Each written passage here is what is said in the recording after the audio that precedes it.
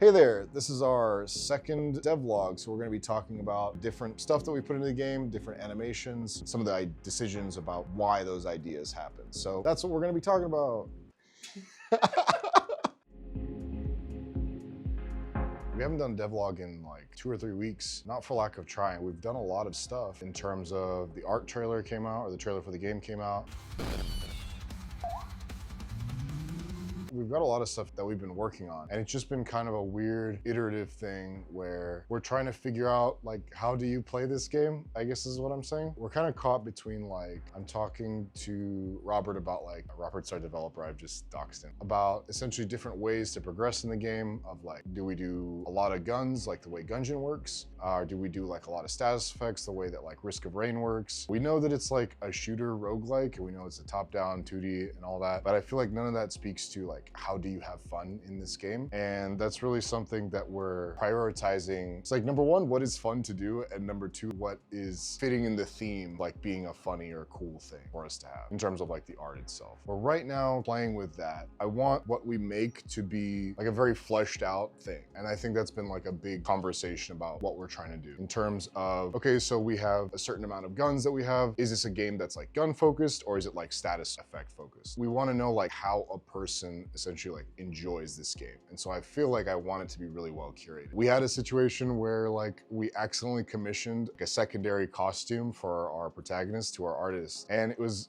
just kind of a question of like, so why did that happen? Is it that we want that to be a thing of like alternate paths that you can do, or what's going on? I'm not against adding stuff. I'm just like, everything I want to have like a reason or how it is that a person finds that, or what they're supposed to feel when they get it. It feels like in a lot of ways, I worry that I care too much about that. I care too much about like having it be something that is curated and that people enjoy doing. But then I just played Super Mario Galaxy for the first time. And I'm like, this is amazing. I feel like they probably had like 20 guys who cared a lot about making sure every part of this game was amazing. So then I'm like, no, never mind, I'm right. Everything has to be curated for people to be able to have fun with. I don't feel like anything can be throwaway. Like it can't just be like there because we want it. And that's kind of like, I think a big design ethos of the game is like, it has a design. That's kind of really, really important to us. And it's just kind of like right now working through how do you play the game, what happens to you, what people are supposed to be able to do in it. And I think we're pretty far in it in terms of like, we have the underlying mechanics of it. Now, how do we reflect that in like the gameplay? How do we reflect that in like art design? I think art design is like the #1 thing we've been working on right now. I just care a lot, even for the enemies. I know in the trailer we have like generic World of Warcraft adjacent goons. I'm like, okay, so in the lore of this, who is that? Is that like his World of Warcraft like buddies? Is that like, why do they look like that? Like, why is that funny is what I'm trying to get at. And if we don't know why it's funny, or we don't know why it's fun, I can't really expect somebody who is playing the game for the first time to know. It's like a joke that nobody gets. So yeah, that's what we'll be working on a lot. And I think we're going well. I think we have like a good path forward. It's one of those things where we're progressing from being people who want to make a game into like people who are making a game. And I think those are two very different things. In like the other day, I was like, oh, it would be good if we did a game that was completely different from this one. I thought of another idea for a game. And I feel like that's a trap that a lot of people who want to make a game get into, of like, oh, I just have so many ideas, for games. And then I, start one project, then I leave it and I start another project. Okay, so, put that idea in the pocket, but we're currently like in production for a game. So maybe later, I guess is what it is. Just being like really focused on what it is that we want to do, I think is what's going to take us to the end.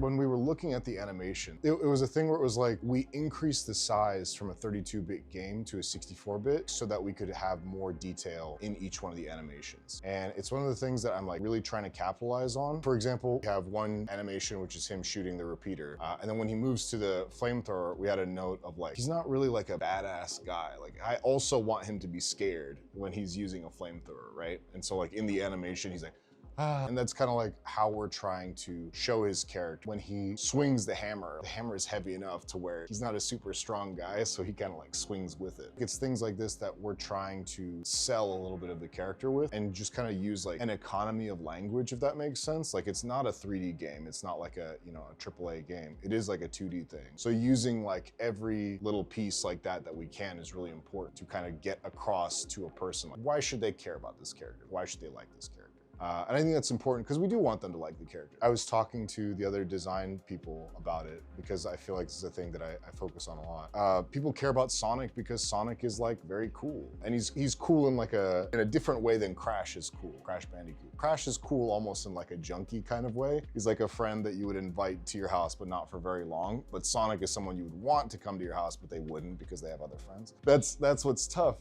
you know. And then Mario is that kind of like happy in the middle, and that's what we're trying to get across with our main character. Is we want to get the idea that he's like kind of a lovable loser type of character, but both of those parts are important, you know, both the lovable and the loser part. That's kind of an art direction decision that we're making in terms of making sure every animation is like, okay, maybe the things happening around him are badass, but he's like a normal guy, I think was really important. And that's like another part of, I guess, the funniness of the situation overall.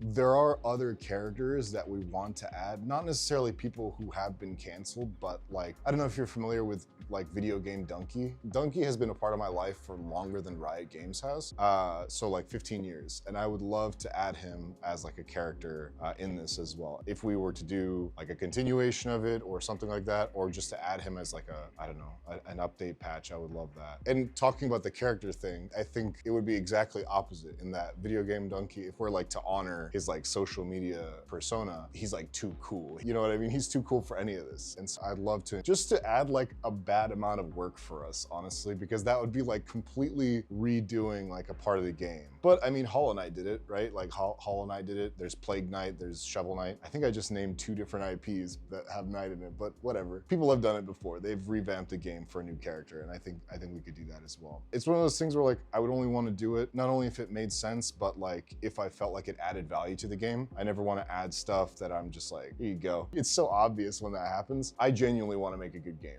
and I don't really need to do anything else with this project. I think is important to know. We had an idea for a character where it's like, oh, he's like a necromancer and he will bring up little guys and then he runs away. And so you have to go find him or he'll keep bringing guys back. And I was looking at that concept idea. I have played games like that before. That actually exists in Gungeon, exists in Destiny. It's like a common idea. It sucks. I actually hate that because it like generally what it means is you're shooting little guys who don't matter at all. And then the real guy is running away and you have to go chase him, and he's usually pretty fast. And it just sucks really bad because it doesn't feel like you're solving any problems. It doesn't feel like there's any skill. It doesn't feel like you've accomplished anything. The conversation I was having was like, okay, so is there something we can do to make that like cool or fun? Can you make it so like maybe you get an upgrade where you can identify like instantly where that guy is? In Gungeon, the way they do it is like he can run away, but he can only run away in the room. So like he can't run to another part of the room. And that like stymies it a little bit, but it's like, okay, if we can't make this fun,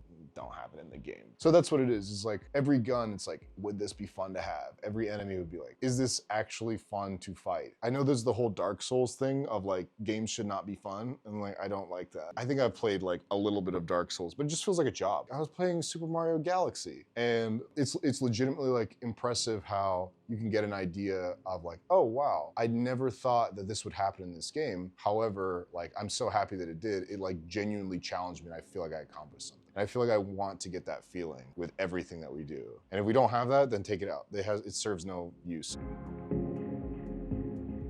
We're reading the comments and there's 2 big things that people say. One is that people like the idea. And the second one, maybe a little bit more pervasive, is people are worried that we're gonna get sued for the idea. Comments are a thing where I can't pay too much attention to them just because I think they mess with my brain chemistry too much. Because I think the very first comment we got on the first devlog was like, this is a terrible idea that is like way too late and nobody likes it and there's not an audience for this. And that like kind of hit me with a little bit of sadness. And then the next one was like, this is a hilarious idea that is amazing and people will love it. I was like, oh yay. And then the next person was like, not sure. And I was like, I cannot deal with comments already, to the point where like, I want to engage with them. I love that people are interacting with, you know, our stuff regardless. I think it's like, it's kind of special to just have put something out there and have another person react to it at all, especially a comment. Like they use human words to respond.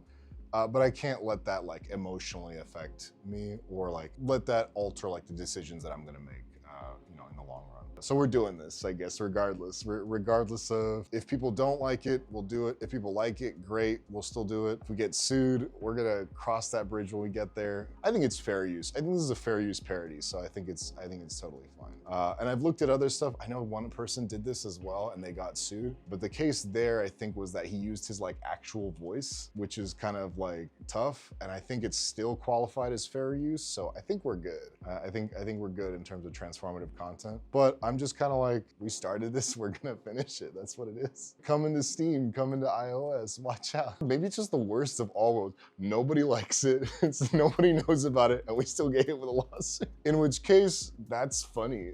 We should make a separate game about that. We should make a game about getting sued. There's like one view on the game, there's one download, it's him. And there's one comment and it's a cease and desist. That's it. The review on Steam is like mostly neutral. It's just like weird that you left that though. I would want him to play it in the future and find it to be like funny. And find it like, take a joke. You know what I mean? Like take a joke. I feel like people have, I don't know, people have made jokes at my expense before, like in good jest.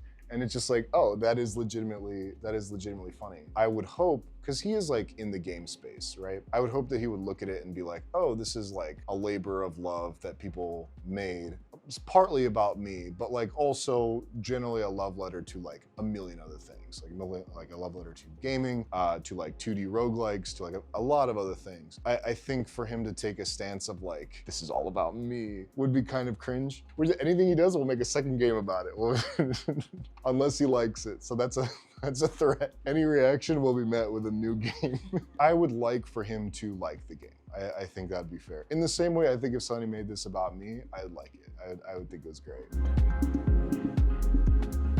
We had a thing where it's like, okay, so do we want to do a lot of guns or do we want to do a lot of status effects? I'm really serious about that question because a lot of status effects means that you're playing a hero shooter, right? Because like you have like 3 or 4 guns and then the items that you get affect that. Versus if you have a lot of guns, then you're playing like RNG roguelike. And that one is like more up to chance and like how you play the game. One of them rewards skill, the other one rewards adaptability. Okay, some of your runs are gonna be dog shit, but like some of them you can do really interesting things with, and then sometimes you'll just get like really great hands. And it's like, okay, so where are we bringing joy from for the player? Because when it's like skill takes a long time to acquire, right? Like you have to get good at the game. And so it's like, okay, basically our value proposition is that we're expecting a person to play this game for a long time in order for them to get good at it. There's games that like expect you to get really good at them in order to play them at all, like Valorant or League of Legends, and they're just straight up not gonna be fun. I think that's really important to us. It's just like, we want to make something that,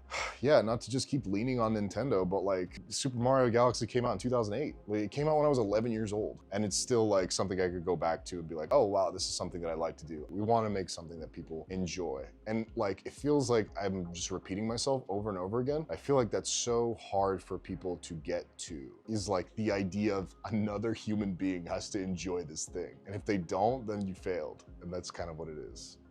I want all games that we make to be something that you legitimately want to do. And I know that's super vague and generic as an answer, and yet I feel like I can point at so many things like that and say like, I think that the original Halo did a lot of stuff right. Oh, I lie. Doom Eternal is way better. I just remembered. Doom Eternal takes everything about the original Halo 1 and it makes it 100 times better. But that's my point, is like, I have actually played Doom Eternal on like Ultra Nightmare because it's just that fun. Doom Eternal is about being like, it takes everything that sucks about shooters and it flips it on its head. Of like, shooters are usually cover shooters where you like hide and then you shoot and then you like regenerate your health. And that was what Halo did as well, with like regenerating shields. And that's why like almost every game now has regenerating shields. Is essentially like you can actually do things. But Halo was like that. You can do stuff, you can run around and do stuff. And then Doom Eternal takes that to the next level of like, not only can you do stuff, but you're incentivized to do stuff. If you light them on fire, you get health back. If you slaughter them, you get ammo back. Like, the idea is for you to be doing a lot of crazy stuff for you to have fun to play the game. And that's my point, because hiding behind cover sucks. I think Doom Eternal is probably the pinnacle of first-person shooters, because all those things that you would say, like, put that in the game because that's what games do.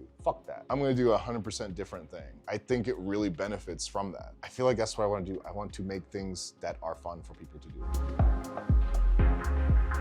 In the next 2 or 3 weeks, we should have we have people who want to playtest the game and we have like the build servers needed to be able to playtest the game. The game is just right now like you just smashing little default character gummies. I want to get like a little bit more content in there before I ask people to playtest it again. But yeah, it should just be us, you know, doing like the dream, right? Which is like an iterative playtest cycle of like we put out content, we see how people respond to it, and we just kind of go back and forth until we find something that's fun. And I'm excited to say like that's something that we can support. That's why we wanted to do something that was really easy. I know like a lot of game developers look at like the engine we're using, like the Godot engine, or they look at like 2D stuff and they're like, well, that's like baby stuff. And I'm like, okay, but can you do a baby thing right? Because if not, then you're gonna get the adult thing right. I think that might be a little silly to think. So I think that's kind of what we're looking at is with this game in general, we want to make it fun. We want to make it something that people like, but we also want to learn how to do this for real in terms of like how do we actually do this in a way that results in a good product. Because we could absolutely do the opposite, right? We could do like we're gonna make the next WoW killer, we're gonna make World of Warcraft, and we kind of could just make like a piece of shit game that, you know, is way over our heads and then just not learn anything from it. But we're geniuses, so we're not gonna do that. We're like just so into it, you know, we're past that. That's the plan. Next 2 or 3 weeks, we're gonna be adding new enemies, new weapons, new status effects, and just see how people react to them, respond to like, is that fun to do? Is that fun to do is like the big kind of question that every update comes out with, I think. I want to make something that I don't necessarily want to reinvent the wheel. I just want to make like my wheel really good, if that makes sense. Hey, sorry. Do we have like a name for people who watch this? Hey, something army. Hey, Poly Army. Wow, that sounds really like moronic. Hey, if you like that, go ahead and make sure to subscribe to our channel and like it as well. Also comment. All right, I'll do a real one. That's our devlog. If you like this video, go ahead and like, comment, and then subscribe. We'll keep posting more devlogs as we get closer to the launch of the video game. Thanks, guys. See you later. We have it on itch.io. We should probably like post that like right here, boom, like the link, so that people can go ahead and click on it and play like early alphas for it. I think that would probably help a lot in terms of like getting feedback.